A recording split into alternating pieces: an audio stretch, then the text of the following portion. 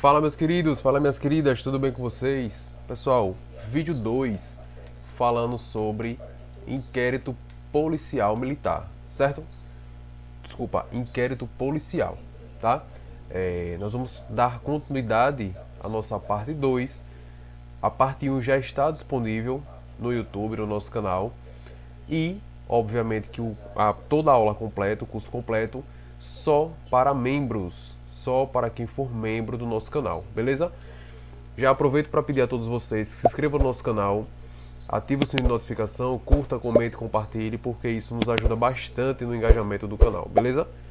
Nós temos também uma meta de inscritos de até dezembro fecharmos aí 1000 inscritos no nosso canal, tá? Então nos dê essa força, isso nos ajuda bastante, principalmente no quesito engajamento, tá? Então nos ajude, dê essa força e vamos lá, vamos dar continuidade à nossa parte 2 de inquérito policial, beleza? Tá aqui na tela de vocês. Vamos iniciar. Pronto, pessoal. Tá na tela dos senhores. Vou aparecer aqui um pouquinho para ajudá-los na interação. Então vamos lá. Falamos sobre as características do inquérito policial, né? A instauração do inquérito policial. Então nós vamos agora dar continuidade falando sobre a tramitação, o início do inquérito policial, em que parte ele deve ser instaurado, ou pelo Ministério Público ou pela vítima. Vamos estudar essas possibilidades, beleza? Então vamos lá. As formas, deixa eu só pegar aqui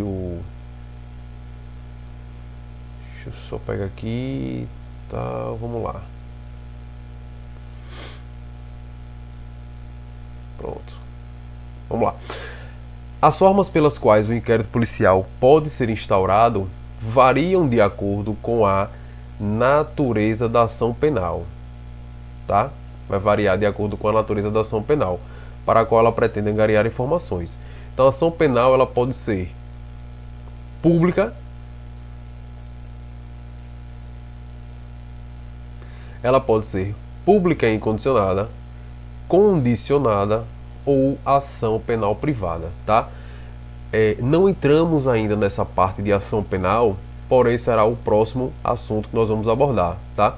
Então primeiro a gente começa pelo inquérito policial, que é uma fase pré-processual, para depois entrarmos na seara da ação penal, tá? E a ação penal, ela pode ser pública e incondicionada, pública condicionada à representação ou ação penal privada, tá? Mas isso é um tema do nosso próximo conteúdo. Formas de instauração do inquérito policial nos crimes de ação penal pública incondicionada. Então nós vamos falar primeiro sobre a parte de ação pública incondicionada, tá? Então a primeira aqui, aí, de ofício. Quando é que ela se torna a instauração de ofício? Tomando conhecimento aí da autoridade,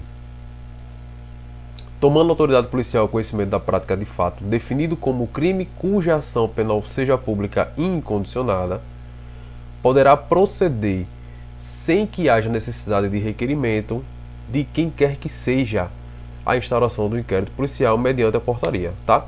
Então a de ofício nada mais é do que é o inquérito policial que deve ser instaurado sem o requerimento de quem quer que seja, tá? Por exemplo, crime de homicídio. Crime de homicídio, a autoridade policial sabendo desse caso, desse acontecimento, ele não vai esperar que a vítima, até porque não tem condições, porque a vítima morreu, nem os seus familiares que entrem ali solicitando ao poder público que haja punição aí no caso do homicida, né? Do cara que foi lá e cometeu o crime de homicídio, tá? Então não é necessário que haja um requerimento para que seja instaurado o inquérito policial, tá? Então, a autoridade policial, sabendo desse fato, ele de ofício, ele deve instaurar o inquérito policial, certo? Então, atenção aí. Quando a autoridade policial toma conhecimento de um fato criminoso, independentemente do meio, ou pela mídia, boatos, enfim, ocorre o que se chama de notitia criminis. Eu sou péssimo falando latim, tá? Mas aqui é a notícia crime, a notícia do crime. Então, diante da notícia do crime relativa a um crime cuja ação penal é pública e incondicionada, a instauração do inquérito policial passa a ser admitida ex officio, tá? Nos termos já citado, artigo 5º, inciso 1 do Código de Processo Penal, tá? Então, quando esta notícia do crime surge através de uma delação formalizada por qualquer pessoa do povo, estaremos diante da delatio criminis simples, ou delação do crime, né? De forma simples, nos termos do artigo 5º, parágrafo 3º do Código de Processo Penal. Tá aqui embaixo aí. Qualquer pessoa do povo que tiver conhecimento da existência de infração penal em que caiba ação penal pública, poderá, verbalmente ou por escrito, comunicá-la à autoridade policial e esta, verificada a procedência das informações, mandará instaurar o inquérito, certo? Então, o que eu quero que vocês se atentem agora, para esse primeiro momento, é das formas de instauração, certo? Então, a primeira, que é a mais comum, é aquela que é de ofício, é aquela que a autoridade policial toma conhecimento do fato sem que haja necessidade ali de um requerimento e ele vai lá e tem que abrir o inquérito policial, tá? E um grande exemplo é o crime de homicídio, tá? O crime de homicídio é ação penal pública incondicionada, tá?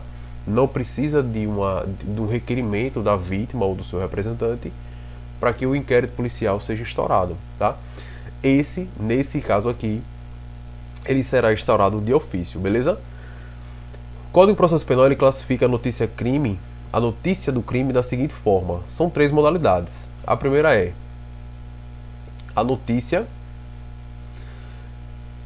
do crime de cognição imediata, a de cognição mediata e a de cognição coercitiva.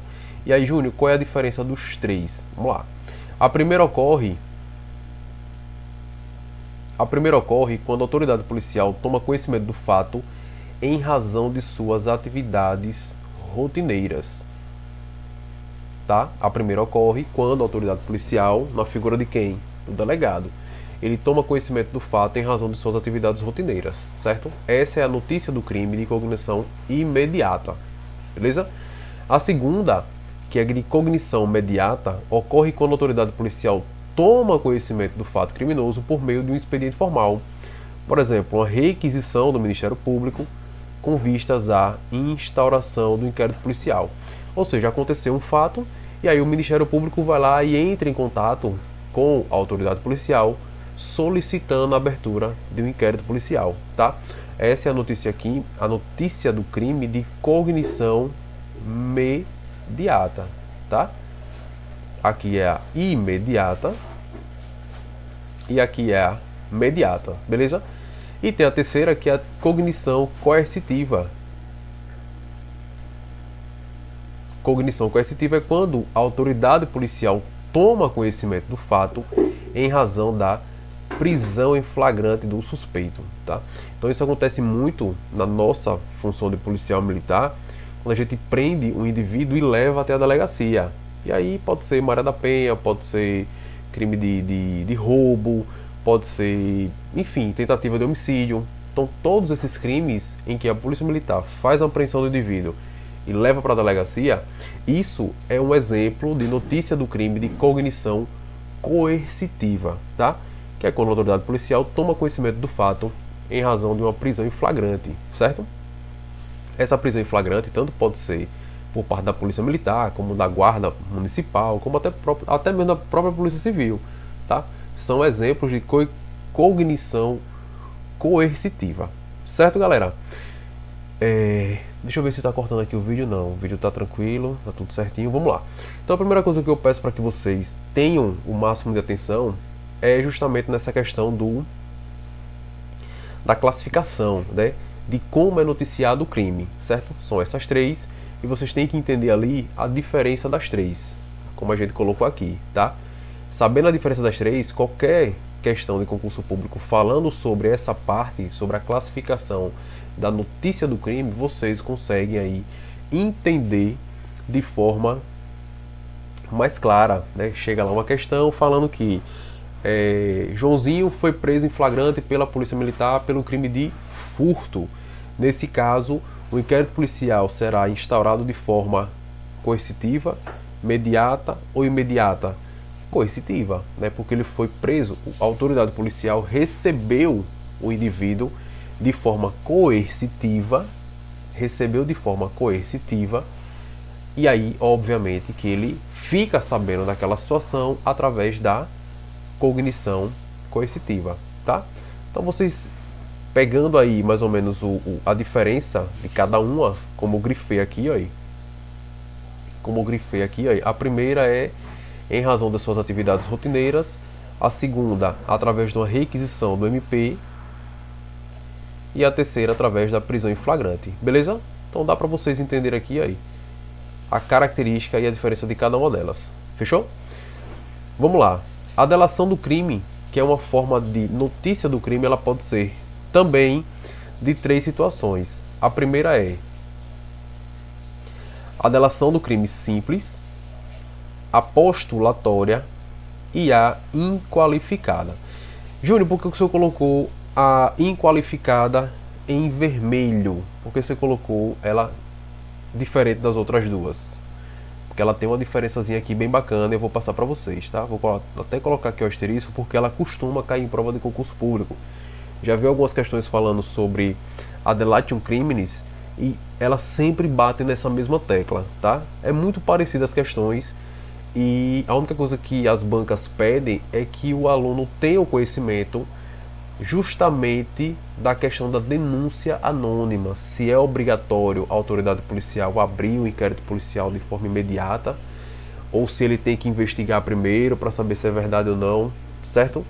Mas antes vamos falar da delatium criminis simples e a postulatória. A simples é a comunicação feita à autoridade policial por qualquer do povo, tá? É uma comunicação feita por qualquer do povo. Aqui, ó, super tranquilo, tá? Já a postulatória é aquela comunicação feita pelo ofendido. Nos crimes de ação penal pública condicionada. Ação penal pública condicionada. Condicionada a quê? A representação. Ou do ofendido ou do seu representante legal, tá? Ou nos casos de ação penal privada, tá? Mediante a qual o ofendido já pleiteia a instauração do inquérito policial. Então, nos casos de ação penal privada, por exemplo, crime de injúria, né? Então ele vai até a delegacia, o indivíduo vai até a delegacia e ele já presta a queixa e automaticamente já pede, já solicita lá a abertura das investigações, a abertura do inquérito policial, certo? Então, essa é a delatium criminis postulatória e essa daqui é a que costuma cair bastante em prova. Então, preste atenção nessa partezinha aqui, ó. É a delatium criminis inqualificada. Essa é a chamada denúncia anônima, tá? Ou seja, é aquela comunicação do fato feita à autoridade policial por qualquer do povo, mas sem a identificação do comunicante, tá? É a famosa denúncia anônima que todo mundo já conhece, beleza? Deixa eu só ver aqui se tem alguma informação. Pronto. Antes de entrar aqui nessa parte da atenção, eu queria falar um pouquinho sobre a questão da denúncia anônima. A grande maioria das ligações, né, que a galera faz, aí via CIOSP, se for o caso, né, aqui do nosso estado, muitas das vezes denúncia anônima, tá? Então o cara vê uma movimentação ali estranha na rua dele e ele acredita que ali seja um ponto de tráfico. Então ele vai ligar para a polícia militar, se for o caso, e vai fazer aquela denúncia. E ele não quer se identificar. Então, a partir do momento que ele não se identifica, ele está fazendo o quê? Uma denúncia anônima, tá? É muito comum, é algo muito corriqueiro, essa delatio criminis inqualificada, que é conhecida aí como a denúncia anônima, tá? Então veja aí, a delatio criminis inqualificada, que abrange inclusive a chamada disque denúncia, muito utilizada nos dias de hoje. Nesse caso, o delegado, quando tomar ciência de fato definido como crime, veja, quando o delegado tomar ciência do fato definido como crime, através da denúncia anônima, não deverá instaurar um inquérito policial de imediato. Não deve instaurar o inquérito policial de imediato. Por quê? Imagina a situação em que ligam para a polícia e diz: olha, aqui na minha rua tem um cara que está espancando a sua esposa. O cara está batendo na sua esposa, crime de lei Maria da Penha, tá? A rua é tal, o número tal, a fachada é branca, enfim, o cara tá lá matando a esposa. E a polícia chega. A polícia chega no local, tanto faz, tá? Ou a civil, ou a militar, chega no local e já entra arrebentando a porta. Mete o pé na porta, entra, faz aquele fuzuê todo. Chega lá, era mentira. Não era verdade, tá? Passaram trote, ou alguém que não gosta do casal, ou algum desafeto do rapaz ou da moça, criou essa narrativa para que a polícia chegasse lá e metesse o pé na porta. E aí, quem é que responde por essa ação? A polícia. A polícia vai responder essa ação por quê? Porque ela deveria o quê? Investigar primeiro, tomar ciência se aquilo ali realmente era verdadeiro ou não, para depois agir, tá? A polícia chegou no local, não escutou gritos, chamou na porta, ninguém atendeu. E aí vai fazer o quê? Vai meter o pé na porta e vai entrar, vai derrubar tudo, vai... Não, tá? Justamente por isso que, através de denúncia anônima, primeiro, a autoridade policial não deve instaurar um inquérito policial de imediato, mas determinar que seja verificada a procedência da denúncia, para ver se realmente é verdade aquela denúncia ou não. E aí sim, foi constatado que realmente é verídica a denúncia. Beleza, vamos lá, agora vamos agir. Ficou ali na dúvida, não deve instaurar o inquérito policial de imediato, tá? Então veja aí, mas determinar que seja verificada a procedência da denúncia e, caso realmente se tenha notícia do crime, instaurar o inquérito policial. Se realmente se tem a notícia do crime, aí sim instaura o inquérito policial, tá? Então é cobrado bastante em provas de concurso essa parte aqui do disque denúncia, tá? Então já fiquem atentos. Por quê? Porque pode, como já é de praxe, ser cobrado novamente na prova, né, de vocês.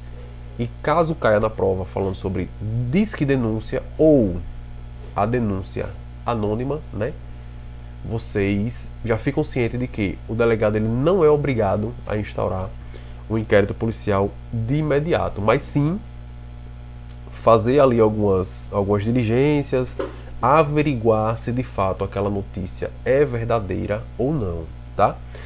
A segunda situação é através da requisição do Ministério Público. Através da requisição do Ministério Público. Então, o inquérito policial ele poderá ser instaurado mediante requisição do MP, nos termos do artigo 5º, inciso 2, do Código de Processo Penal. Então, veja lá. Nos crimes de ação penal pública, o inquérito policial será iniciado mediante requisição da autoridade judiciária ou do MP, ou a requerimento do ofendido ou de quem tiver qualidade para representá-lo. Então essa daqui, a gente está falando sobre a questão da requisição do MP, tá? Então primeiro aqui ele está falando sobre a requisição da autoridade judiciária né? No caso aqui é o juiz, e requisição do Ministério Público, tá? Essas duas situações aqui é a requisição do MP, está atrelado à requisição do MP, certo? Essa requisição ela deve ser obrigatoriamente cumprida pelo delegado, tá? Requisição não é um pedido, tá? Quando o Ministério Público ele requisita, ele não está pedindo. Autoridade policial, faça esse favor aí para mim, abre esse inquérito. Não, ele está determinando, tá? Ele é obrigado a cumprir essa determinação, certo? Não havendo juízo de discricionariedade por parte do delegado de polícia quanto à conveniência ou não da instauração do inquérito policial. Então, de forma que não pode o delegado recusar cumprir a requisição. Não pode, o delegado não tem essa discricionariedade, tá? Pois requisitar é sinônimo de exigir com base na lei, certo? Então aqui é uma palavra bonita, né? A requisição do MP, mas na verdade isso aqui é o quê? Autoridade policial, delegado, abra. Eu estou determinando que o senhor abra o inquérito policial, certo? Porém, como toda regra existe a sua exceção, haverá situações em que o delegado ele pode se recusar a instaurar o inquérito policial quando é requisitado aí pelo Ministério Público, tá? E aí vem algumas situações. Primeira, quando ela for manifestamente legal, ou quando não contiver os elementos fáticos mínimos para subsidiar a investigação e não contiver os dados suficientes acerca do fato criminoso, tá? Então essas duas são as duas situações em que o delegado ele poderá se recusar, só que ele tem que dar a justificativa dele, tá? A primeira é ele tem que demonstrar que aquilo ali é manifestamente legal, aquela ordem do MP é manifestamente legal.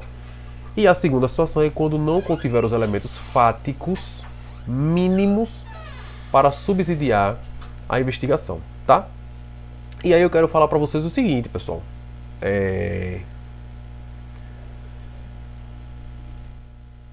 Imagina a situação. Um promotor, tá? Ele solicita para o delegado que faça aí algumas diligências para descobrir se, sei lá, a pedido de algum parente dele, o primo, enfim, se está sendo traído pela sua esposa. E aí ele chega e diz: olha, delegado, vá lá e faça aí diligências para saber se aquela senhora ela realmente está traindo o seu marido ou não. E aí, o delegado vai fazer o quê? O delegado: não, doutor, infelizmente não posso fazer isso não. Isso é algo muito pessoal, isso é algo muito particular, isso aí não tem nada a ver com o meu trabalho. Então o delegado ele pode chegar e demonstrar que aquele pedido, né, aquele requerimento é ilegal e se negar, abrir o inquérito, tá? Então vejam que nem tudo o que se pede poderá ser cumprido. Então, nesse caso aqui, aí, esse exemplo que eu dei, um exemplo hipotético, tá? De você ter que investigar uma situação que é privada, que não tem muita coisa a ver com crime. Epa, alguma coisa está errada. É ilegal, o delegado ele pode se negar perfeitamente, tá? E a segunda condição é quando não contiver os elementos fáticos mínimos para subsidiar a investigação. O delegado pode achar que aquele pedido é algo muito, sabe, não está indo muito bem de acordo com os trâmites legais, né? É como se fosse uma perseguição, algo pessoal. O delegado pode ir lá e dizer: não, doutor, infelizmente eu me recuso a instaurar com base esses elementos fáticos que não é suficiente para abrir o inquérito policial, tá? E por fim, a requerimento da vítima ou de seu representante legal. Também aqui é uma situação em que será instaurado o inquérito policial, tá? Então, nos crimes de ação pública, o inquérito policial será a requerimento do ofendido ou de quem tiver qualidade para representá-lo, tá? Então vejam que aqui o Código de Processo Penal fala em requerimento, diferente de requisição.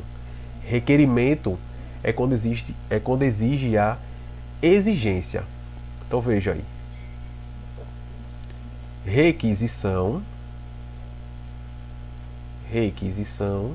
é o REQ, é de exigência. Exige-se, tá? Exige-se.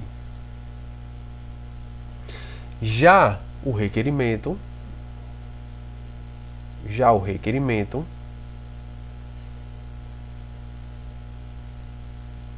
é quando solicita, né? Vou botar aqui o sol de solicita, beleza? Então, pessoal, essa é a grande diferença, tá? A questão do requerimento e requisição, certo? O requerimento ele é feito pelo ofendido ou a quem tiver qualidade para representá-lo. Já a requisição é algo mais exigível, né? Não tem ali, o delegado ele não tem muita margem de escolha, tá? E aí, nessa hipótese aqui de requerimento, o delegado ele não está obrigado a instaurar um inquérito policial, certo? Podendo, de acordo com a análise dos fatos, entender que não existem indícios de que fora praticado uma infração penal, portanto, deixar de instaurar o inquérito policial. Um grande exemplo. O meu vizinho, ele todos os dias ele fica queimando papelão, queimando isopor, e fica um cheiro muito forte aqui na minha casa. O cheiro entra na minha casa e, enfim, e me incomoda.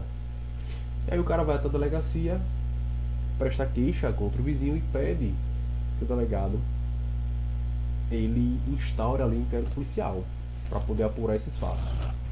O delegado pode entender que aquilo ali, o cara, uma vez ou outra que o cara faz isso. Então, não vou abrir um inquérito policial para investigar algo que não é corriqueiro, algo que é uma vez ou outra que o cara faz, sem falar que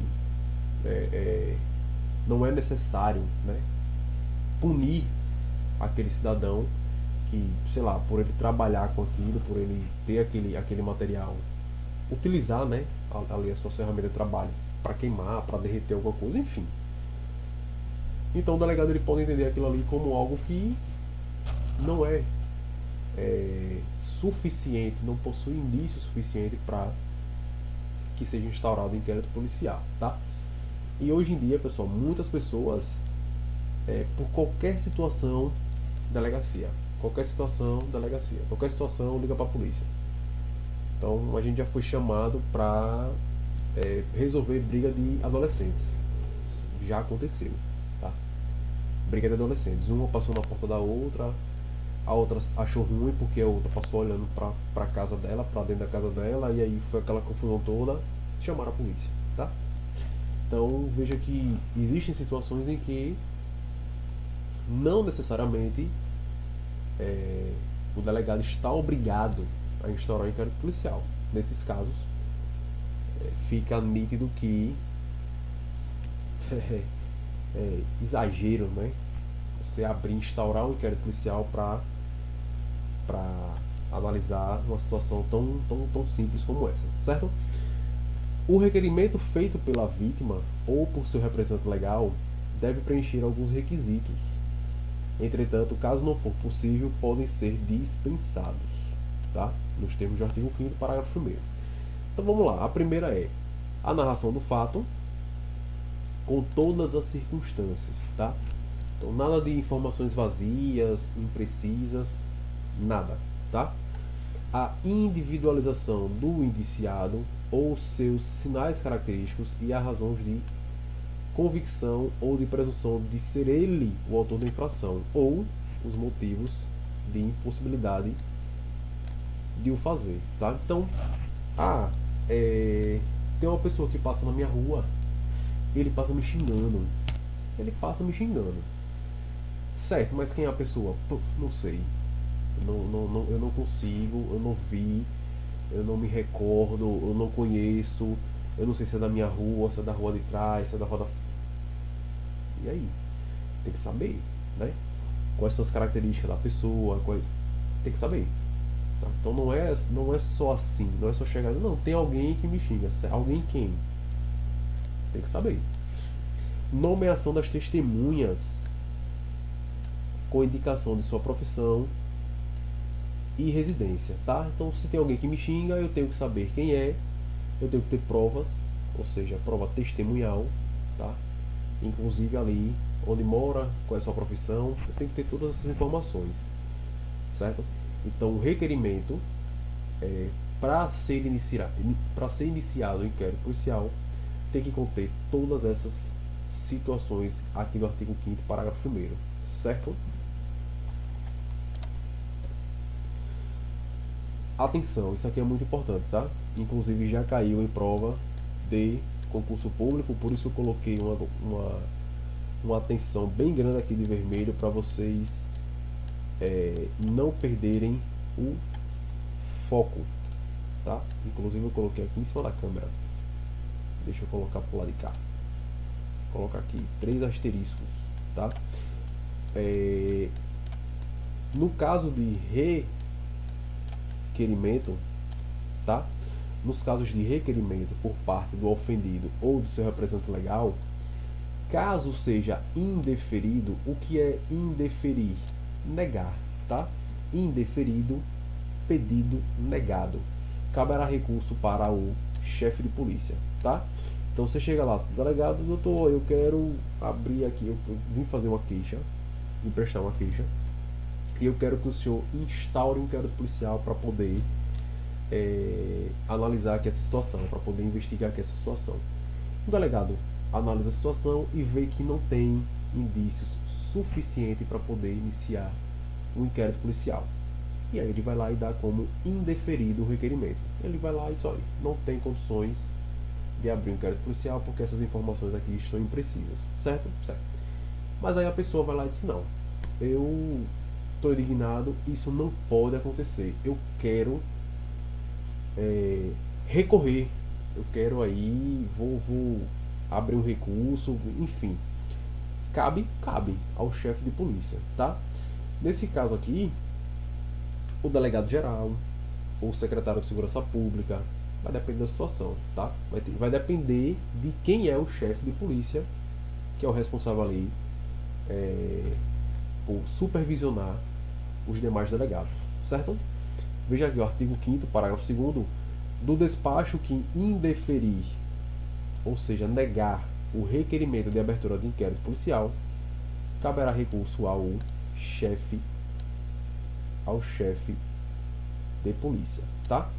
Mais uma vez, pode ser o delegado geral, pode ser o secretário de segurança pública do estado, beleza? Auto de prisão em flagrante.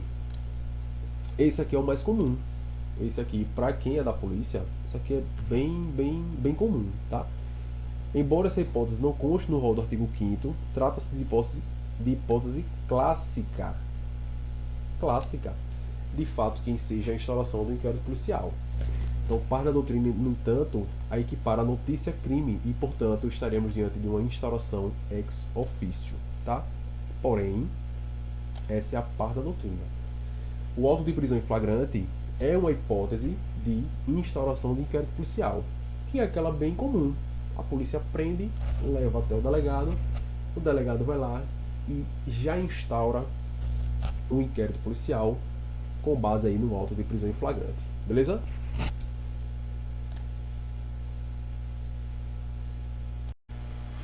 Então, pessoal, agora formas de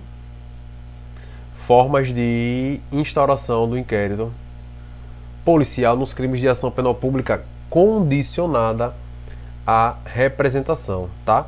Então veja que aqui aí já mudou, certo? A primeira lá era incondicionada, agora nós vamos entrar na forma de instauração do inquérito policial nos crimes de ação penal pública condicionada à representação, certo? Então, a ação penal pública condicionada é aquela que, embora deva ser ajuizada pelo Ministério Público, depende da representação da vítima, ou seja, a vítima ela tem que querer que o autor do crime seja denunciado, tá? E aí tem vários exemplos aí: crime de ameaça, o crime de estupro, furto de coisa comum, estelionato, lesão corporal leve, difamação, calúnia, vários outros crimes. Eu trouxe esses aqui porque são os mais comuns, tá? São os mais comuns, beleza?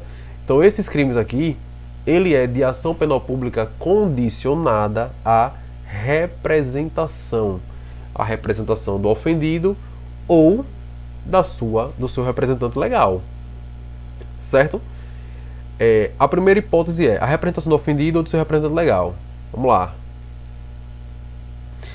Trata-se da chamada delatio criminis postulatória. A gente já viu lá no comecinho, né? O exemplo lá da postulatória, que é o ato mediante o qual o ofendido autoriza, olha o nomezinho aí, autoriza formalmente o Estado, através do Ministério Público, a prosseguir na persecução penal e a proceder à responsabilização do autor do fato, se for o caso, tá? Então a primeira situação é, vamos supor que eu sofri um crime de ameaça, eu fui ameaçado, tá?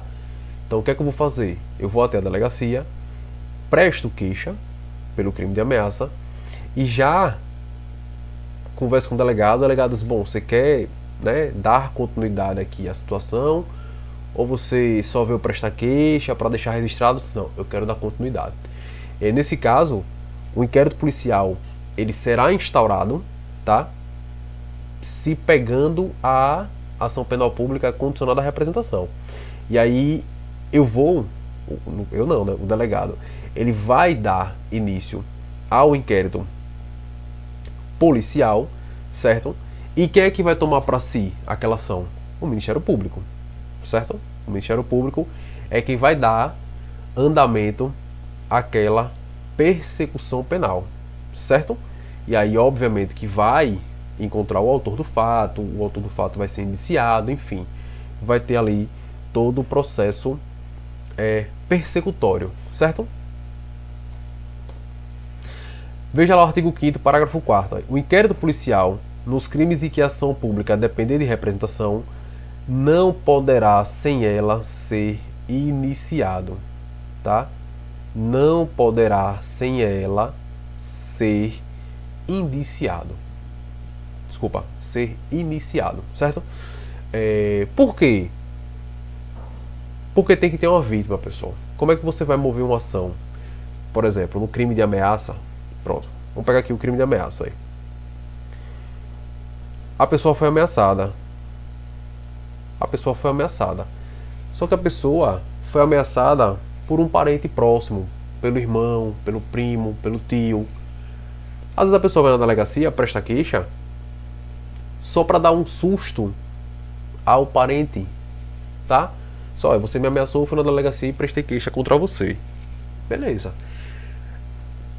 O processo, ele é iniciado só se a vítima realmente desejar que tenha ali continuidade naquela ação. Se ele não quiser, encerra por ali, tá? Por isso que é uma ação penal pública condicionada à representação. Por quê? Porque a vítima tem que ter o interesse em dar continuidade ao processo, tá? Por isso que o artigo 5º, parágrafo 4º, deixa bem claro aí. Nos casos de ação penal pública condicionada à representação, só poderá dar continuidade se a vítima assim desejar. Se a vítima não quiser, não tem como ser iniciado a persecução penal, certo? Observação: não se trata de ato que exija formalidade, podendo ser dirigida ao juiz, ao delegado e ao membro do MP, tá? Então, nesses casos, A vítima, ela pode simplesmente chegar até o Ministério Público e mover essa ação. Ou vai no fórum diretamente lá e solicita ao Poder Judiciário para que se dê início à ação. Então não é necessário que passe pelas mãos do delegado para poder passar pelo Ministério Público e depois ao juiz. Não, certo? Não exige, nesse caso aqui, não exige formalidade, tá? Não exige formalidade. Então, caso não seja dirigida ao delegado, será recebida pelo juiz ou promotor e aquele, aí sim, será encaminhado aí para o Poder Judiciário, tá? Então não exige uma certa formalidade nesses casos de ação penal pública condicionada, beleza? Atenção, caso a vítima não exerça seu direito de representação no prazo de 6 meses, isso aqui eu já ouvi cair em prova, tá? Isso aqui eu já ouvi cair em prova aí. O prazo, pessoal, é de 6 meses, tá? O prazo é de 6 meses. Contando da data em que tomou conhecimento da autoria do fato, contado da data em que tomou conhecimento do fato, estará extinta a punibilidade, certo? Ou seja, decai o direito de representação, certo? Falando aqui de forma mais simples, que é o que de fato eu gosto, né, de conversar com vocês, uma linguagem mais simples, menos técnica, o prazo, pessoal, ele é decadencial. É um prazo decadencial de 6 meses, tá? Então, suponhamos que eu fui ameaçado, eu sei quem é a pessoa, tá? Suponhamos que seja meu vizinho. Então, eu sei que foi meu vizinho que me ameaçou, e aí eu tenho 6 meses, a partir do conhecimento do fato e da autoria, para ir até a delegacia, ou ao Ministério Público, ou até mesmo ao juiz, né? Eu vou até o fórum, até o Tribunal de Justiça, vou lá e denuncio. Eu tenho 6 meses para isso. 6 meses, a partir da data do conhecimento do fato. Outra hipótese. Eu fui ameaçado, só que eu não sei quem foi a pessoa que me ameaçou. Não sei. Fizeram a carta, colocaram na caixa dos correios, me ameaçando. Eu não sei quem foi. E aí, como eu não sei, eu fui ameaçado, mas eu não sei da autoria. Então, esse prazo é de 6 meses? Não, não é de 6 meses. Eu posso ficar sabendo 1 ano depois. Depois de 1 ano, eu fiquei sabendo que quem estava me ameaçando era meu vizinho.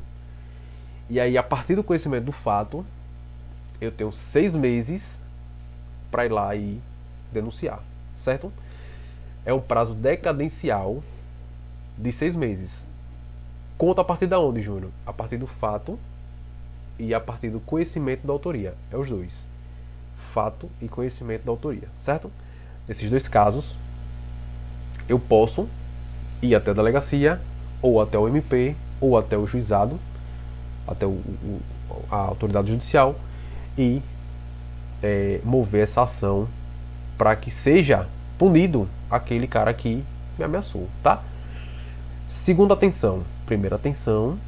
Segunda atenção. Caso se trate de vítima menor de 18 anos, quem deve representar é o seu representante legal. E aí quem seria o representante legal? De óbvio, pai, mãe, né? São os responsáveis por aquele menor, certo? Caso não faça, entretanto, o prazo decadencial, veja que aí já muda a lógica. O prazo decadencial só começa a correr quando a vítima completar 18 anos, tá? Para que esta não seja prejudicada por eventual inércia de seu representante. Beleza? Às vezes o seu pai ou sua mãe não quer se dispor, conhece ali a situação, mas não quer, né, ter esse trabalho, né, de mover, enfim, né? E aí a vítima vai ser prejudicada? Não. Não. Nesse caso, passa a contar quando a vítima completar 18 anos. Completou 18 anos, ela já é maior de idade, então ela já pode ir na delegacia, prestar queixa e dar continuidade ali ao processo, tá? Então veja aqui, ó, para que esta não seja prejudicada por eventual inércia, a gente acabou de falar, né? E se o autor do fato for o próprio representante legal, veja, olha outra hipótese aqui, ó. E se o autor do fato for o próprio representante legal, veja, Nesse caso, aplica-se o artigo 33 do Código de Processo Penal, por analogia, nomeando-se o curador especial que exerça aí o direito de representação. Júnior, não consegui entender. Embaralhou tudo aqui, não consegui entender mais nada. Vamos lá. Imagina a situação em que uma menor de idade, 14, 15 anos, ela está sendo abusada por um tio, tá? Exemplo hipotético. Ela está sendo abusada por um tio, beleza? Ela mora com a mãe, ela não mora com o pai, ela mora com a mãe. Então quem é a sua representante legal? A mãe, certo? Desde os 14 anos que ela vem sendo assediada pelo tio, irmão da sua mãe, que moram na mesma casa, enfim. A mãe sabe da situação, mas a mãe ela não quer representar contra o seu irmão, né? Ela não quer denunciar o irmão, ou ela não acredita na filha, enfim, ela não quer representar contra o irmão. A vítima ela vai ser prejudicada por isso? Não, não vai ser prejudicada por isso. Por quê? Porque o prazo para ela, o prazo decadencial para a vítima vai contar a partir do momento que ela completar 18 anos. Então ela tem 14, faz 15, 16, diz a mãe, faz aquele fuzuê todo, e a mãe ela nunca dá a devida importância. Nesse caso, pessoal, o prazo decadencial conta a partir da data em que ela fizer 18 anos. Ficou maior de idade, ela tem esse prazo de 6 meses, é um prazo decadencial de 6 meses, para poder ir até a delegacia e prestar queixa, mover uma ação contra o seu tio, né, que é o suposto assediador, tá? Então, é assim que funciona nessa questão aqui do prazo decadencial referente à vítima menor de 18 anos, tá? A mesma coisa. Esqueci de dizer a questão do se for o próprio representante legal, né? Então, no caso em que é o próprio representante legal, por exemplo, é o pai. O próprio pai é quem está ali assediando a filha, o que fica ali molestando a filha. E aí? Ele é o próprio representante legal. E aí agora faz o quê? Então, mesmo que a vítima seja menor de idade, ela pode ir até o Poder Judiciário, ou ela pode ir até a delegacia. Lá o juiz vai nomear um curador, né, que vai tomar para si a figura de representante legal e vai dar continuidade. Vai dar início ao processo, tá? Então são essas duas situações que costuma cair em prova também, tá? Costuma cair em prova. E geralmente quando cai em prova é isso aqui, aí, cobrando sobre o prazo decadencial, tá? Dentro do período de 6 meses, caso a vítima não represente contra o autor da situação, perde aí o direito de representar, certo? Segunda situação é a requisição, a gente já falou da representação do ofendido, né? Requisição do Ministério Público. A gente já viu que a requisição do Ministério Público nada mais é do que uma exigência, né? Então, nos crimes de ação penal pública incondicionada, o inquérito policial ele pode ser instaurado mediante requisição do MP. Mas na ação penal pública incondicionada, a gente está falando agora da condicionada, tá? Então, neste caso, dependerá da existência de representação da vítima. Neste caso, dependerá da existência de representação da vítima. Ou seja, nada impede que a vítima ofereça a representação perante o MP, que é uma possibilidade prevista expressamente no artigo 39, né? E este, de posse da representação, envia ao delegado de polícia requisição de instauração do inquérito policial, tá? Então a vítima vai lá, faz a denúncia diretamente no Ministério Público. A vítima não foi para a delegacia, a vítima foi diretamente ao MP. Lá ela solicitou, né, que o MP dê início aí à persecução penal. E aí sim o inquérito policial ele será feito através da requisição do Ministério Público, tá? Tem também auto de prisão em flagrante. Também é possível a instauração do inquérito policial com fundamento no auto de prisão em flagrante, dependendo também da existência de representação do ofendido, tá? Então nada impede que o ofendido ele vá, né, juntamente com o preso para a delegacia e lá ele diga, não, eu quero que ele pague pelo crime que ele cometeu, certo? É uma ação penal pública condicionada à representação da vítima, certo? Caso o ofendido não exerça esse direito dentro do prazo de 24 horas, contados do momento da prisão, é obrigatória a soltura do preso, tá? Veja que aqui não é prazo decadencial não, tá? Aqui é o prazo aí de 24 horas, certo? Então o cara me xingou, o cara, sei lá, agressão, o cara veio pra cima de mim, me empurrou, me deu uns tapas, me agrediu, e aí liguei pra polícia, a polícia veio prender o cara. E aí eu fui até a delegacia junto com o cara, e aí eu vou lá e digo, não, eu quero que ele pague pelo que ele cometeu, pela ação que ele cometeu. E aqui no caso seria o quê? Lesão, né? Lesão, cadê? Lesão corporal, crime de lesão corporal, tá? E se eu não for pra delegacia? O cara foi preso e tal, e eu não fui pra delegacia prestar queixa. Então, meu irmão, em 24 horas o cara é solto, tá? Mas, mesmo assim, permanece o direito do ofendido representar depois, dentro do prazo de quanto tempo? 6 meses, tá? Veja que o prazo é 6 meses. 6 meses, certo? Por fim, requisição do ministro da Justiça. Trata-se de requisição não dirigida ao delegado, tá? O ministro da Justiça, ele não solicita ao delegado, ele solicita ao membro do Ministério Público, ao promotor de justiça, tá? Entretanto, apesar do nome requisição, o membro do Ministério Público, né, se o membro do Ministério Público achar que não se trata de hipótese de ajuizamento da ação penal, não estará obrigado a promovê-la, tá? Então o ministro da Justiça foi lá e solicitou, por exemplo, alguém xingou o presidente da República nas redes sociais. Um exemplo hipotético, tá? E aí o Ministério Público vai lá e requisita, o Ministério Público não, desculpa, o ministro da Justiça vai lá e requisita ao membro do Ministério Público que abra, né, que instaure um inquérito policial para poder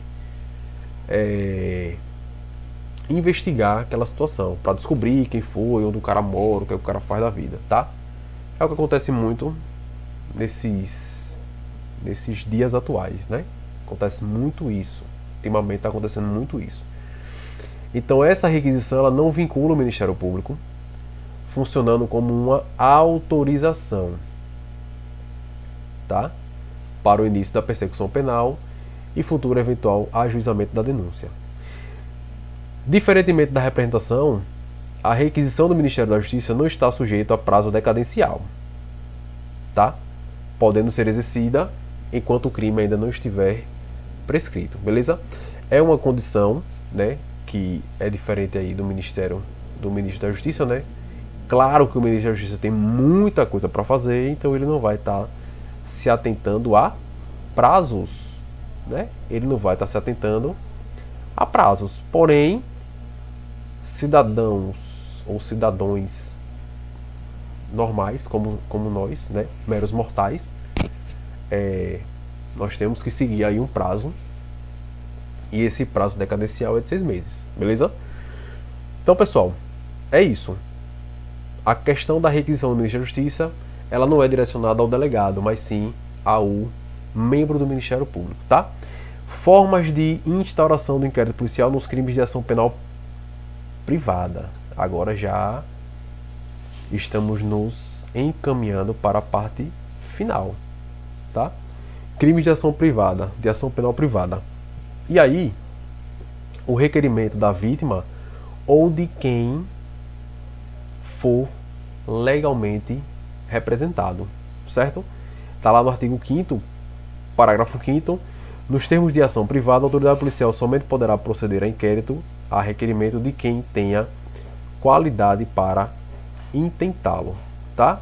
Então, nesses casos aqui de crime de ação privada, a autoridade policial ela só poderá proceder ao inquérito a requerimento, ou seja, a pedido.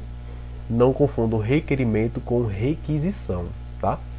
Requisição é uma exigência, faça. Requerimento é um pedido, tá?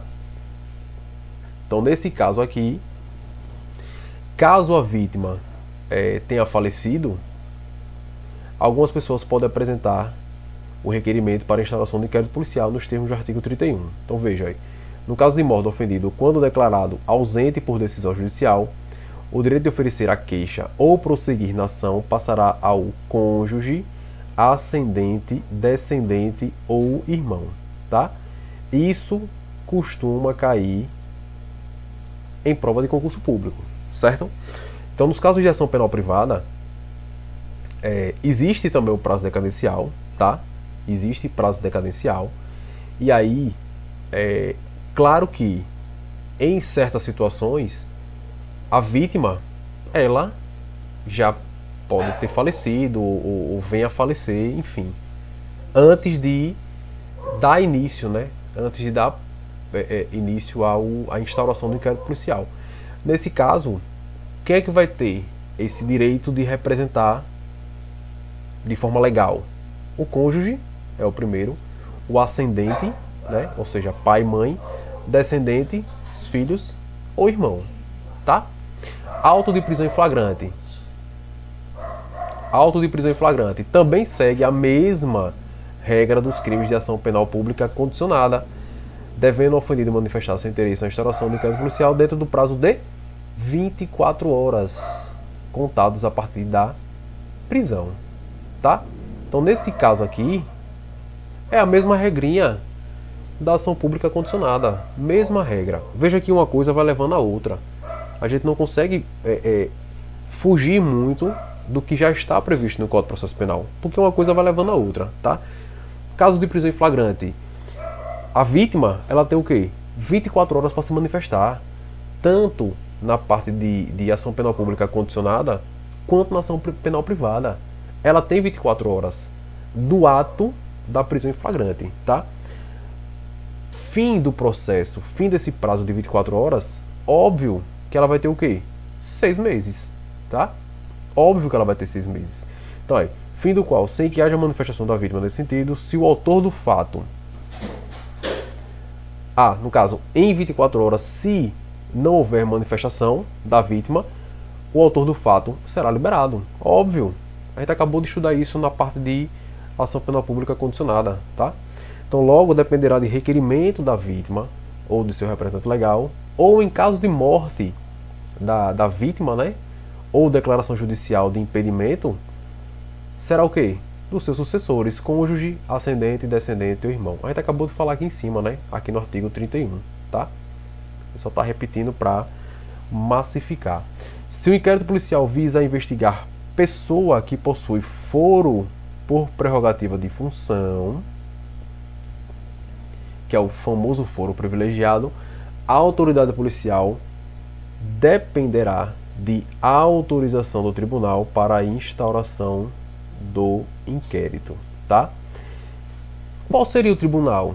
Bom, o tribunal que tem competência para processar e julgar o crime supostamente praticado por pessoa detentora do foro privilegiado de função seria, no caso dos crimes praticados por deputados federais, o STF, tá? E os deputados estaduais? Poderia ser o TJ, Tribunal de Justiça do Estado, tá? Os vereadores, a Câmara de Vereadores, certo? Então não tem muito o que... Isso aqui muito raramente cai em prova de concurso, tá? As questões que eu já respondi sobre inquérito policial não cobra muito sobre essa questão de foro privilegiado, essas coisas. Achei uma questão ou outra perdida, mas muito raramente é cobrado em concurso público, certo? E agora, pessoal, vamos falar sobre a tramitação do inquérito policial. A parte da tramitação também é uma parte tranquila, e eu acredito que seja a parte talvez a mais importante aqui de todo o conteúdo que a gente vem estudando, tá? Que são as diligências investigatórias, beleza?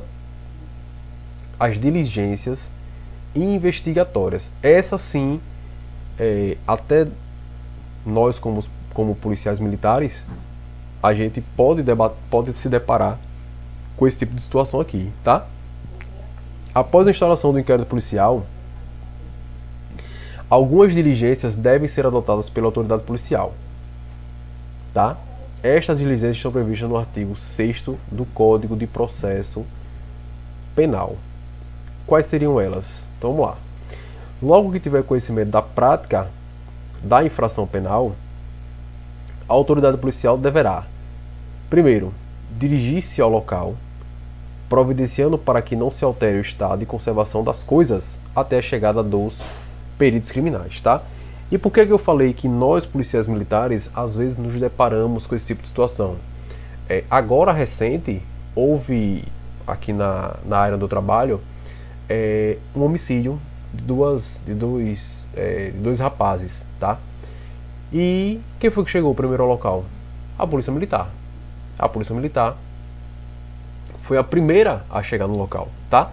E o que é que a gente fez diante da situação?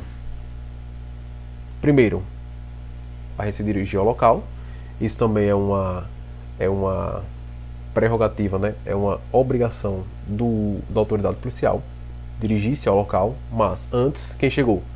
A polícia, tá? E o que é que a polícia faz quando chega? Providencia para que não se alterem o estado e a conservação do que está ali. Ou seja, não permitir que ninguém chegue perto do corpo, não permitir que alguém vá lá e mova o corpo de lugar, ou tire o celular, tire uma carteira, ou mexa. Às vezes a família está próxima e fica desesperada porque a pessoa está ali morta e vai para cima, quer agarrar. Então a polícia, ela faz esse primeiro contato, tá? E ela é responsável por preservar e conservar o local, tá? Por isso que eu falei que às vezes a polícia militar, ela se enquadra perfeitamente nesses requisitos. Por quê? Não todos, tá, pessoal? Não todos. Mas se encaixa em alguns desses requisitos porque é a primeira a chegar no local, tá? Veja outra situação aí. Apreender os objetos que tiverem relação ao fato. Essa parte aqui da apreensão dos objetos, a própria polícia ela pode fazer também, tá? Depois, óbvio, até a chegada da perícia, certo? Aí pode, epa, esse celular aqui não pode pegar não. Epa, essas cápsulas aqui, aí, não peguem, não cheguem perto, deixa aqui. Conservar o local. Até chegar os peritos, e aí depois que forem liberados pelos peritos, aí sim o delegado vai lá e apreende esses objetos, tá? Vai fazer parte ali de toda investigação. Terceiro, colher todas as provas que servirem para o esclarecimento do fato e suas circunstâncias. Ouvir o ofendido. E aqui, às vezes vem uma certa dúvida. Mas peraí, como é que a gente vai ouvir o ofendido se o cara está morto? Então veja aqui, é ouvir o ofendido se der para ouvir. Mas o cara tá morto, porra, quem é que vai ouvir o cara morto, né? Quem é que vai chamar, né, algum médium para poder, porra, não vai, né? Então vejam que essa parte aqui de ouvir o ofendido é se der para ouvir, né? Crime de roubo, dá para ouvir o ofendido. Crime de ameaça, dá para ouvir o ofendido, né? Crime de tentativa de homicídio, às vezes dá para ouvir o ofendido, né? Mas nem sempre, beleza? Ouvir o indiciado. Ouvir o indiciado. Se der também, né? Às vezes o cara comete o crime e foge. Mas tá aqui, ouvir o indiciado com observância no que for aplicável no disposto do capítulo 3 do título 7 deste livro, devendo o respectivo termo ser assinado por duas testemunhas que lhe tenham ouvido a leitura. Então você vai fazer um interrogatório, né? Você vai fazer ali um interrogatório, vai ouvir o que o cara tem a dizer e tal. De repente ele vai lá e assume a autoria do fato, tá? Então depois de ser ouvido, é claro que o termo deverá ser assinado e aí tem que ter ali duas testemunhas comprovando tudo que foi dito ali pelo indiciado, tá? Proceder a reconhecimento de pessoas e coisas e acariações. O que seria acariações? Você pegar duas pessoas e colocar frente a frente. Diga aí o que é que você fala, do que você viu na situação. O cara vai falar tudo o que ele viu e ouviu, toda a movimentação. Só que aí outra pessoa tá falando coisa que não bate muito com o que o primeiro falou. E aí o que é que a polícia pode fazer? Uma cariação, colocar frente a frente. Me diga aí o que é que vocês dois têm a dizer. Fala aqui o que é que você viu, fala aqui o que é que você viu. Para você tirar meio que a prova dos 9, né? Então a polícia pode fazer isso? Pode, sem problema nenhum. Reconhecimento de pessoas. Então você, sei lá, no crime de homicídio, quem foi a pessoa que cometeu. Ah, não, é fulaninho que mora aqui na outra rua, o nome dele é. Aí vai lá e tem o vulgo do cidadão, e ele vai falando, vai falando, vai falando. A polícia, rapaz, eu acho que esse cara a gente já prendeu, acho que esse cara ele já tem passagem pela polícia. Assim, vem aqui. Aí pega um monte de fotos de pessoas que já foram presas e pede para a pessoa olhar para ver se ela reconhece quem foi o autor daquela situação. E aí a testemunha vai lá e diz, não, foi esse aqui aí. Foi esse bicho aqui que realmente veio aqui e fez os disparos. É possivelmente que a polícia faça isso e que isso aconteça, tá? Tá dentro das diligências investigatórias, tá? Determinar, se for o caso, que proceda a exame de corpo de delito, tá? E a quaisquer outras perícias, tá? Então, nos casos de crime de estupro, por exemplo, corpo de delito, meu irmão, tem que ter uma prova para poder pegar o cara durante o processo e, né, ordenar a identificação do indiciado pelo processo datiloscópico. O processo datiloscópico é as digitais, tá? Se possível, e fazer juntar aos autos sua folha de antecedentes, tá? Então vai que o cara tem ali uma ficha gigantesca de antecedentes, então tudo aquilo ali vai ser atrelado ao processo para poder aumentar, ajudar ainda mais a condenar o cidadão, tá? Averiguar a vida pregressa do indiciado, isso aqui também é muito importante, tá? É sob o ponto de vista individual, familiar e social, sua condição econômica, sua atitude e estado de ânimo antes e depois do crime e durante ele, e quaisquer outros elementos que contribuírem para a apreciação do seu temperamento e caráter, tá? E essa aqui foi incluída mais recentemente, que é colher informações sobre a existência de filhos. E aí foi incluída aí pela Lei 13.257, 2016, que é uma lei ali que meio que aumentou, né, a questão do Estatuto da Criança e Adolescente para saber as respectivas idades, se possui alguma deficiência, se o nome, na verdade, e o contato de eventual responsável pelos cuidados dos filhos, indicado ali pela pessoa presa, tá? Tudo isso, pessoal, tem que ser averiguado pelo delegado de polícia, beleza? Então, pessoal, o artigo 7º, para verificar a possibilidade de haver a infração sido praticada de determinado modo, a autoridade policial poderá proceder à reprodução simulada dos fatos, tá? E isso aqui,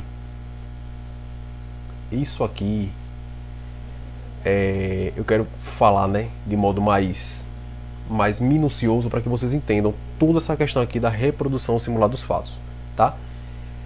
Desde que esta não contrarie a moralidade ou a ordem pública. Então veja que aqui tem uma condição aí, tá?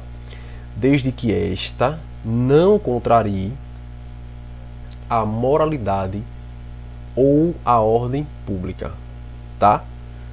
Então, o que seria a reprodução simulada dos fatos? Imagine a situação em que... Cadê? Pronto. Imagine a situação em que houve um crime, tá? Um crime de estupro, certo? E nesse crime foi pego ali o suposto agressor sexual, tá? A vítima prestou queixa, a polícia prendeu o cara.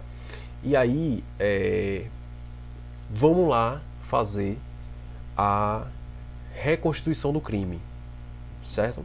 Reconstituição do crime. Pessoal, pesado, tá? Por que é pesado? Porque você sujeitar a vítima a passar por uma situação extremamente violenta, né? tanto física quanto psicológica, é muito grave, é muito complicado. Então imaginem vocês essa situação, tá? De uma reconstituição desse crime de estupro. Então veja que é uma situação extremamente reprovável. É extremamente reprovável. Por quê? Porque ela fere, ela contraria a moralidade, né? E também da ordem pública, tá? Então essa reprodução aí, ela é vedada quando contrariar a moralidade ou a ordem pública, exemplo, nos crimes de estupro, tá? Por quê? Porque é uma violência inimaginável por parte das mulheres. É uma violência física e também uma violência psicológica gigantesca, tá? Então, tem condição de você fazer essa constituição do crime? Não, não tem, tá? Outra situação é de que o investigado ele não está obrigado a participar desta diligência. Ele não está obrigado a participar desta diligência. Por quê? Porque primeiro que é um dever dele. Não constituir provas contra si mesmo, tá? Então ele pode simplesmente chegar e negar. Não, eu não quero participar aqui da reconstituição desse crime. Não quero, tá? O interrogatório do imputado deverá ser em sede policial. Isso é fato, certo? Isso é fato. O cara é preso, ele vai ser interrogado dentro de uma sede policial. Outra coisa, a autoridade policial deverá assegurar ao imputado o direito de se fazer representar por advogado ou defensor público, tá? Existe uma discussão muito grande dentro ali da doutrina, né? De que se na fase de inquérito policial, por ela ser uma fase pré-processual, se o acusado, né? Se o suposto infrator daquele crime, se ele teria direito a ter advogado ou não, a ter um representante ali ou não, tá? E aí existe uma briga muito grande, assim, dentro da doutrina, né? Uns acham que está de acordo, outros acham que não, por ser a fase pré-processual, tá? De qualquer forma, o que a gente pode tirar de tudo isso é o seguinte: o delegado ele deverá informar esse direito do preso, tá? O direito de se fazer representar ou por advogado ou por defensor público. Ele pode se recusar, ele pode dizer, não quero, tô de boa, só vou querer advogado quando eu estiver na fase do processo. Até agora não é necessário ali eu ter um advogado. É um direito dele, ele pode escolher, tá? O que é interessante é que o delegado informe a ele que ele tem esse direito. Se ele quiser ter, beleza. Se ele não quiser ter, também não tem problema nenhum, tá?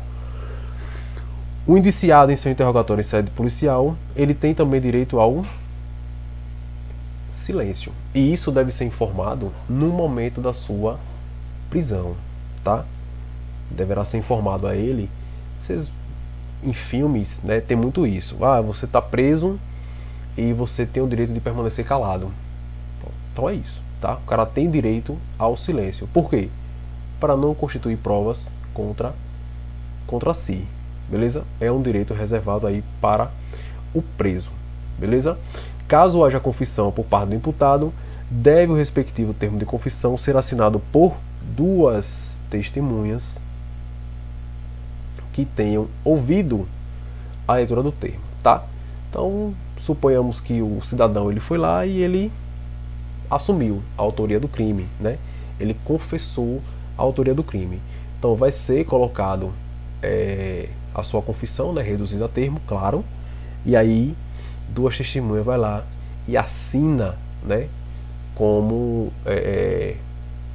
parte ali de testemunha mesmo, né? Testemunhou ali que o cara realmente ele assumiu a autoria do crime, certo? Em se tratando de determinados crimes, a autoridade policial ou o Ministério Público poderão requisitar dados ou informações cadastrais da vítima ou dos suspeitos, tá?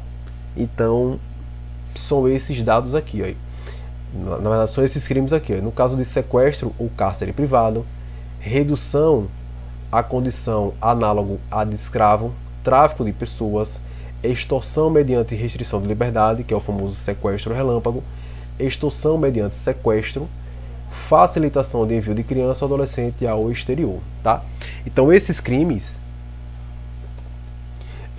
aqui, eles são situações especiais, tá?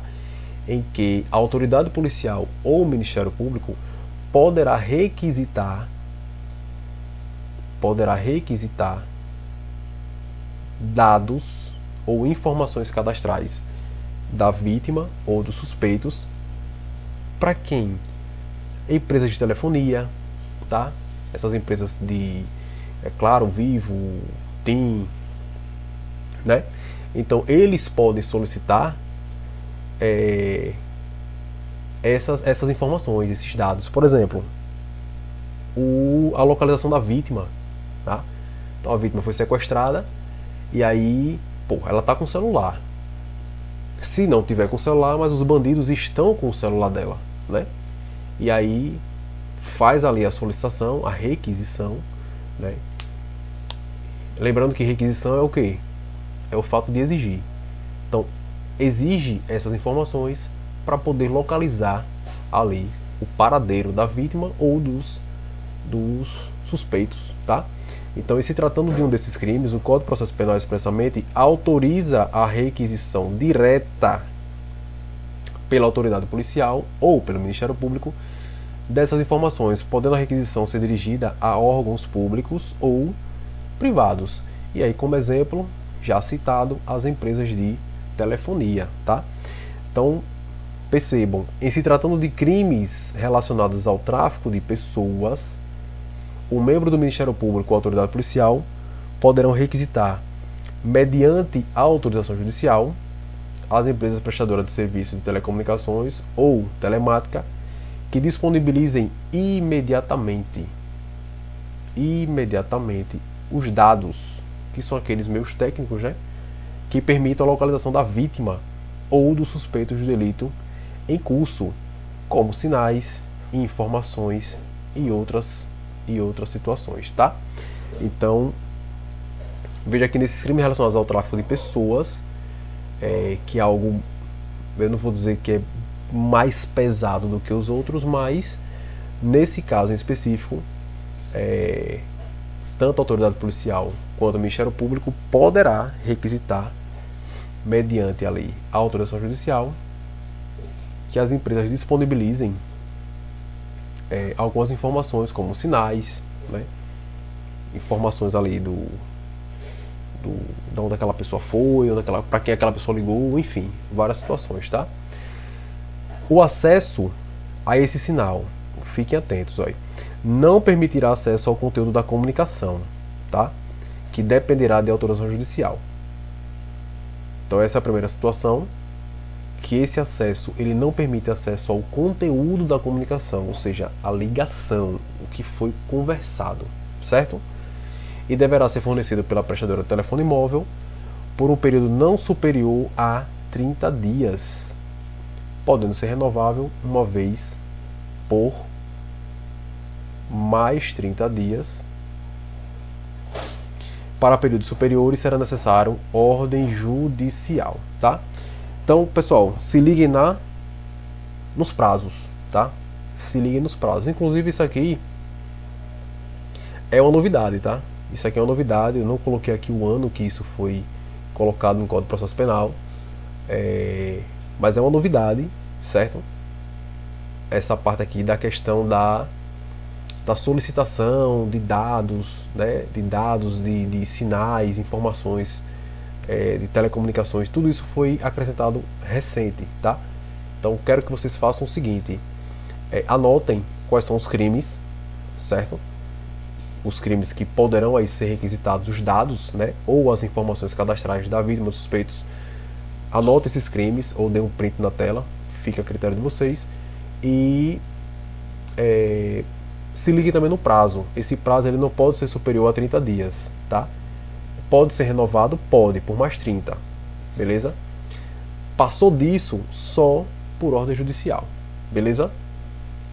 Outra informação importante é que não é permitido o acesso ao conteúdo da comunicação. Tá? Aqui é só por ordem judicial. Beleza? Então, as empresas de telecomunicações, ela não podem dar o conteúdo, a gravação de ligações, por exemplo, não pode, a não ser que seja aí solicitado por ordem judicial. Beleza? Nos crimes relacionados ao tráfico de pessoas, o inquérito policial deverá ser instaurado em até 72 horas, a contar do registro de ocorrência policial, informação de ocorrência do crime e autoridade, o chamado boletim de ocorrência, tá? Novamente, se ligue no prazo. Se ligue no prazo. Então, nos crimes relacionados ao tráfico de pessoas, o inquérito policial deverá ser instaurado em até 72 horas. Ou seja, em até 3 dias deverá ser instaurado aí o inquérito policial, tá? Requerimento de diligências pelo indiciado ou pelo ofendido. Aqui é um direito, né, que o ofendido, né, e que o indiciado tem a lei, que é de requerimento, tá? Requerimento a gente já viu que é o quê? É a solicitação, tá? É o pedido, né, diante da lei da autoridade policial. Então o ofendido ou seu representante legal e o indiciado poderão requerer qualquer diligência que será realizado ou não a juízo da autoridade, tá? Então veja que o delegado ele não está obrigado a realizar as exigências requeridas, tanto pela vítima quanto pelo indiciado, exatamente pela discricionariedade que possui quanto à condução da atividade investigatória, tá? Então é importante destacar que o delegado, ao indeferir os requerimentos formulados, ele deverá fazê-lo de forma fundamentada, ok? Tá? Ele simplesmente não pode chegar e dizer, não vou fazer, não vou não fazer essa diligência não, porque eu não estou afim. Não é bem assim, né, pô? O cara ele vai fundamentar o porquê que ele não quer. Por que eu digo isso, pessoal? E eu até entendo essa questão aqui dessa discricionariedade, que é muito importante para o delegado. Primeiro, imagina a situação em que um indiciado ele queira embaraçar as investigações. Então ele pode, meu irmão, estar aí chutando ali aos 4 ventos, solicitando ali várias e várias diligências, com o objetivo de quê? De embaralhar as investigações, de prejudicar as investigações, certo? Em relação à vítima, quem mais tem o conhecimento do que é relevante e o que não é relevante é a própria autoridade policial.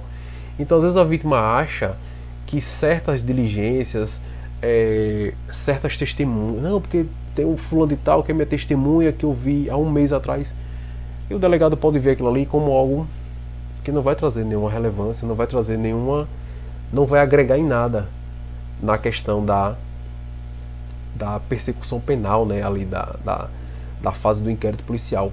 E ele pode indeferir, ele pode dizer, não, isso aqui não é necessário, tá? Não tem o porquê da gente cumprir essa diligência, ou de eu determinar essa diligência, porque não vai trazer benefício algum, tá? Então o delegado ele pode fazer isso, sem problema nenhum, pessoal, sem problema nenhum, tá? Peço aqui para que vocês tenham uma atençãozinha redobrada com relação ao exame de corpo de delito. O delegado ele é obrigado quando estiver ali diante de crimes que deixam vestígios, ou seja, o crime de homicídio, estupro, etc, tá? Não podendo o delegado deixar de determinar esta diligência, certo? Então, nesse caso aqui, o delegado ele é obrigado a fazer essa diligência, tá? Ele é obrigado nesses crimes aí que deixam vestígios, beleza? Inquérito contra agentes de segurança pública também é uma novidade, veio aí junto com a Lei 13.964, que é o chamado pacote anticrime, que introduziu aí o artigo 14A e seus parágrafos ao Código de Processo Penal, estabelecendo algumas regras quando se tratar de inquérito instaurado para apurar conduta, em tese praticada por agente de segurança pública no exercício da função. Primeira coisa que eu quero que vocês entendam é o seguinte, eu vou até apagar isso aqui e vou grifar isso aqui para vocês aí. O inquérito policial instaurado para apurar conduta, certo? Em tese praticada por agente de segurança pública no exercício da sua função. Veja, para instaurar, para apurar condutas praticadas por agente de segurança pública no exercício da sua função. Quem é que é considerado agente de segurança pública? E aí tem lá PF, PRF, Polícia Militar, Polícia Civil, Polícia Penal. Esses agentes de segurança pública que estão lá previstos na Constituição, esses se encaixam aí nesse 14A e os seus parágrafos, beleza? Então vamos lá. Nos casos em que servidores vinculados às instituições dispostas no artigo 144 figurarem como investigados em inquéritos policiais militares e demais procedimentos extrajudiciais, cujo objeto for a investigação de fatos relacionados ao uso da força letal praticado no exercício da profissão, de forma consumada ou tentada, incluindo as situações dispostas no artigo 23, o indiciado poderá constituir defensor. Isso aqui é muito importante, tá? O indiciado poderá constituir defensor. Professor, mas antes não podia? Podia, mas agora veio de forma mais clara, certo? Além dessa informação, tem também outras que vieram para melhorar a questão dos agentes de segurança, tá? Agente de segurança pública. Então vamos lá, parágrafo 1º. Para os casos previstos no caput deste artigo, o investigado deverá ser citado da instauração do procedimento investigatório, podendo constituir defensor no prazo de até 48 horas. Podendo constituir defensor até o prazo de 48 horas a contar do recebimento da citação. Beleza? Esse ponto aqui é novidade? Não, não é. Não é novidade, tá? Novidade é agora. Esgotado o prazo disposto no parágrafo 1º deste artigo, com ausência de nomeação de defensor pelo investigado, a autoridade responsável pela investigação deverá intimar a instituição a que este, né, agente de segurança, estava vinculado à época da ocorrência dos fatos, para que essa, ou seja, a instituição, no prazo de 48 horas, indique defensor para a representação do investigado, tá? Essa é a novidade do pacote anticrime, beleza? Havendo necessidade de indicação de defensor nos termos do parágrafo 2º deste artigo, a defesa caberá preferencialmente à Defensoria Pública e nos locais em que ela não estiver instalada, a União ou a unidade da federação correspondente à respectiva competência territorial deverá disponibilizar profissional para acompanhamento e realização de todos os atos relacionados à defesa administrativa do investigado, tá? Então veja que o parágrafo 3º ele traz a necessidade de defesa preferencialmente da Defensoria Pública, tá? Ou, se não houver Defensoria Pública naquela região, né, a União ou a unidade federativa deverá disponibilizar profissional para acompanhamento e realização de todos os atos relacionados à defesa administrativa do investigado, tá? A indicação do profissional a que se refere o parágrafo 3º deverá ser precedida de manifestação de que não existe defensor público lotado na área territorial, onde tramita o inquérito e com atribuição para nele atuar, em hipótese em que poderá ser indicado profissional que não integre os quadros próprios da administração, tá? Parágrafo 5º, na hipótese de não atuação da Defensoria Pública, os custos com o patrocínio dos interesses dos investigados nos procedimentos de que trata este artigo correrão por conta do orçamento próprio da instituição a que aquele agente de segurança pública estava vinculado à época da ocorrência dos fatos, tá? Parágrafo 6º, as disposições constantes deste artigo se aplicam aos servidores militares vinculados às instituições dispostas no artigo 142, desde que os fatos investigados digam respeito a missões para a GLO, que é a garantia da lei e da ordem. Quais seriam esses militares? Isso aqui aí. Militares do Exército, Marinha e Aeronáutica, tá? Esses militares aqui do Exército, Marinha ou Aeronáutica, tá? Esses aqui, quando estiverem em missões para a garantia da lei e da ordem. E quais seriam esses agentes de segurança pública, né, que estão aí dentro desse rol, né? Polícia Federal, Polícia Rodoviária Federal, Polícia Ferroviária Federal, integrante das Polícias Civis, integrante das Polícias Militares e Corpo de Bombeiros Militares e os integrantes das Polícias Penais, né, que são aí os agentes penitenciários. E aí, pessoal, tanto em âmbito federal, quanto em âmbito estadual, quanto em âmbito distrital, tá?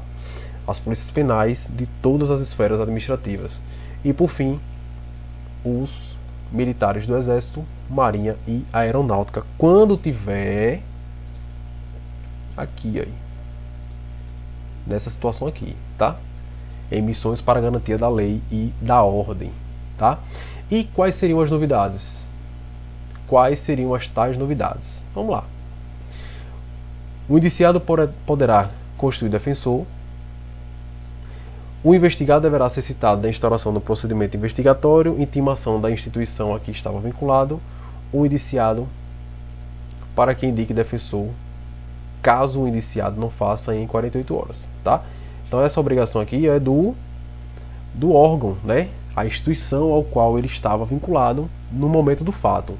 Então, caso o agente de segurança pública não manifeste ali o seu defensor, não indique o seu defensor, quem deverá fazer isso é a sua instituição, tá? Ao qual ele fazia parte na época do fato. Então, de forma resumida, a lei ela trouxe a obrigatoriedade de que as investigações criminais relativas ao uso da força letal em serviço por agentes de segurança pública, que o indiciado tenha necessariamente um defensor, seja constituído por ele mesmo ou, na falta de constituição pelo agente de segurança, que seja aí indicado pela instituição ao qual ele estava vinculado à época dos fatos, tá? Observação: os parágrafos 3º, 4º e 5º, que estabelecem que a defesa de tais agentes públicos deve ser realizada primordialmente pela Defensoria Pública, haviam sido vetadas pelo Presidente da República por inconstitucionalidade, tá? Já que não cabe à Defensoria Pública, nos termos da Constituição Federal, realizar tal função, que é a defesa de agentes públicos por ato funcional, cabendo à Defensoria Pública realizar a defesa jurídica dos necessitados, tá? E nem sempre um agente público se enquadrará em tal conceito, tá? Então, o que aconteceu aqui, pessoal? Veio essa lei, pacote anticrime. Acredito que o autor desse pacote anticrime tenha sido, na época, o ministro da Justiça, o Sérgio Moro, né? Que deu aí aos servidores, né, aos agentes de segurança pública, esse benefício, o benefício de ter ali como seu defensor um defensor público, tá? Porém, na época, houve ali aquela questão do controle de inconstitucionalidade e foi vetado essa parte pelo presidente da República, na época, o Jair Bolsonaro, tá? Ele vetou, por quê? Porque a Defensoria Pública, ela é designada para a defesa dos necessitados, para quem não tem condições, para quem não tem uma verba suficiente, grana suficiente para poder se defender, para não ter condição de constituir um advogado, por exemplo, tá? E aí a Defensoria Pública ela serve justamente para isso, né? Para auxiliar, juridicamente falando, os mais necessitados, o que não se encaixaria aí aos agentes de segurança pública, né? A Polícia Militar ganha muito bem, né? Ganha um dinheiro altíssimo, Polícia Civil mais ainda, Polícia Federal, Rodoviária Federal, Polícia Penal, esses caras ganham uma fortuna. Então a Defensoria Pública ela não tá, ela não poderia ser entrelaçada nesses casos em defesa dos agentes de segurança pública, porque a agente de segurança pública ganha muito bem, né? Então foi vetado pelo presidente na época Jair Bolsonaro e posteriormente o Congresso foi lá e derrubou o veto do presidente, tá? Então, vocês podem ver aqui aí. O veto foi derrubado pelo próprio Congresso Nacional em 2021, tá? Então esses 3 parágrafos passaram a integrar o Código de Processo Penal de maneira que, havendo necessidade de indicação do defensor para o agente público investigado, a defesa caberá preferencialmente à Defensoria Pública. Primeiro ponto, tá? Nos locais em que não houver Defensoria Pública com atribuição para atuar, a União ou a unidade da Federação onde tramita o processo deverá disponibilizar o profissional para acompanhar e a realização de todos os atos relacionados à defesa administrativa do investigado.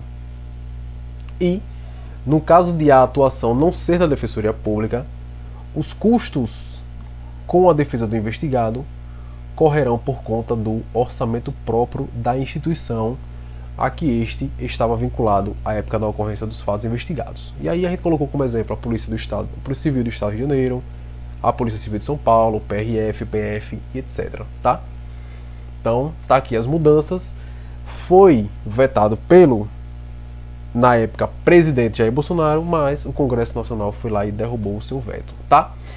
E aqui, pessoal, a gente encerra a nossa aula, que ficou gigantesca, né? Tem mais de 1h30 de aula, mas a gente exauriu aí toda a parte 2 do assunto do inquérito policial, tá? Eu espero que vocês gostem do conteúdo, né? Não deixem de se inscrever no canal, curtam, comentem, compartilhem, nos dê essa moral, precisamos bastante de inscritos, né? Até o final do ano a gente tem uma meta de 1000 inscritos, certo? Espero que vocês gostem do conteúdo, espero que vocês tenham o máximo de aproveitamento, né, das informações que a gente está passando. E pessoal, caso vocês tenham dúvida, vai lá nos comentários do vídeo e coloca: Júnior, não consegui entender essa parte, Júnior, não consegui entender essa informação. E aí, se eu puder tirar essa dúvida lá nos comentários, eu teria o maior prazer de ajudá-los, tá? Então, agradeço a todos pela presença, pela paciência, claro, e desejo que todos fiquem com Deus. E caso vocês tenham dúvidas, é só me procurar. Tem o WhatsApp aqui na descrição do vídeo, tem os cursos que eu disponibilizei novamente: curso de Direito Processual Penal, Legislação da PM, Direito Constitucional, Direito Administrativo, Direitos Humanos. Esses cursos, eles estão disponíveis lá no aplicativo da Hotmart, tá? Então quem tiver interesse, vai lá e acessa, beleza? E é isso, pessoal. Tamo junto, fiquem todos com Deus, até o próximo vídeo. Valeu!